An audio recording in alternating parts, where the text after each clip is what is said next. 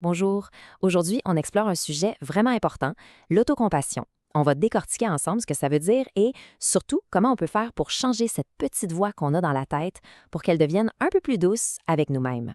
On va commencer avec une voix que, je pense, pas mal de monde connaît un peu trop bien. Hein?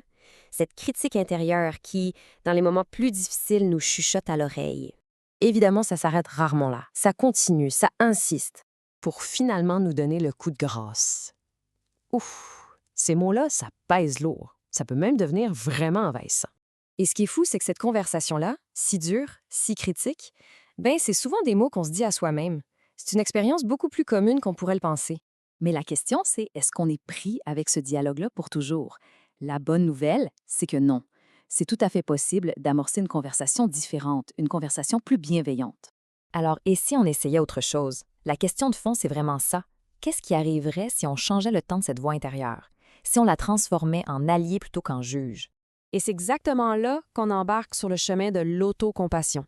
Faut voir ça comme une pratique, quelque chose qui s'apprend et qui se cultive avec le temps. Bon, l'autocompassion, c'est quoi au juste? L'idée est finalement assez simple. Il s'agit d'apprendre à se traiter soi-même avec la même gentillesse, la même patience, la même compréhension qu'on aurait tout de suite pour un proche qui vit quelque chose de difficile. OK, mais comment on fait concrètement? C'est un processus, ça se fait par étapes. D'abord, faut s'autoriser à ressentir ce qu'on ressent, le nommer, l'accueillir sans jugement. Ensuite, un point super important, se rappeler qu'on n'est pas seul. La souffrance, les erreurs, ça fait partie de l'expérience humaine. Ça ne fait pas de nous une mauvaise personne. Et à partir de là, on peut activement changer notre discours, se parler comme on parlerait à un bon ami, se donner de l'espoir, identifier des petites choses qui nous apportent de la gratitude et surtout faire des actions concrètes qui nous font du bien.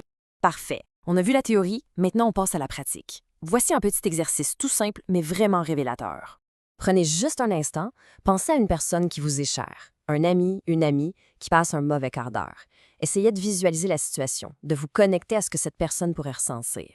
Spontanément, qu'est-ce que vous lui diriez pour l'aider? Quel mot est-ce que vous choisiriez? Quel temps est-ce que vous utiliseriez? J'imagine que ce serait rempli de soutien, de gentillesse, de validation. OK, maintenant, on tourne le miroir. Imaginez que c'est vous qui vivez exactement la même situation difficile. Et c'est là que ça devient intéressant. La grande question, c'est qu'est-ce qu'on pourrait se dire à soi-même dans ce moment-là? Serait-on capable de s'offrir le même réconfort, d'utiliser ces mêmes mots bienveillants qu'on trouve si facilement pour les autres? Cet exercice-là, ça touche vraiment au cœur de la pratique. Ça nous montre que la bienveillance qu'on a pour les autres, elle doit aussi commencer à l'intérieur de soi. C'est important de se rappeler que même un petit geste peut avoir un gros impact. Juste prendre quelques secondes dans une journée pour se parler avec un peu plus de douceur, un peu plus de compassion, ça peut vraiment changer notre perspective. S'il y a une seule chose à retenir de tout ça, c'est peut-être celle-ci. La bienveillance, ça commence d'abord et avant tout par soi-même. Alors, pour terminer, voici une petite invitation à la réflexion. Quel serait le premier mot bienveillant qu'on pourrait s'offrir là aujourd'hui pour commencer à marcher sur ce chemin?